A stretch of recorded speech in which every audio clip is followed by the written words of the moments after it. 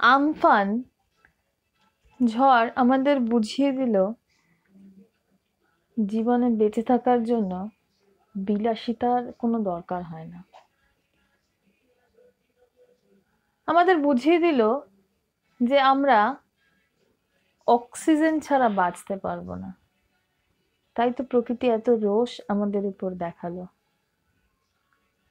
কোথাও কারোর বাড়িতে অনেক দিন ধরে কারেন্ট নেই, তাদের বাড়িতে জল নেই।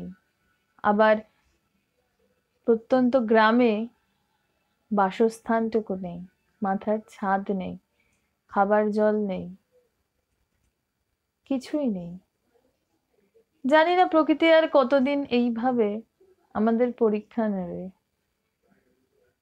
সেই 22শে শ্রাবণের মতন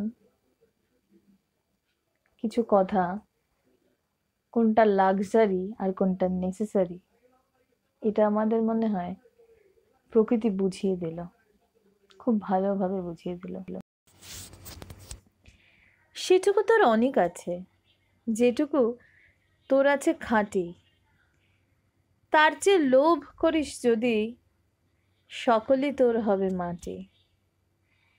এক মনে তোর একতারাতে, একটি যে তার সেইটে বাজা। ফুলবনে তোর একটি কুসুম, তাই নিয়ে তোর ডালি সাজা। যেখানে তোর বেড়া সেথায়, আনন্দে তুই থামিস এসে। যে করি তোর প্রভুর দেওয়া, সেই করি তুই নিস্নে হেসে। লোকের কথা নিস্নে কানে, ফিরিস নে আর হাজার টানে। যেন রে তোর হৃদয় জানে, হৃদয়ে তোর আছেন রাজা। একতারাতে একটি যে তার, আপন মনে সেইটি বাজা। খুব সামান্য জিনিস নিয়েও মানুষ বেঁচে থাকতে পারে।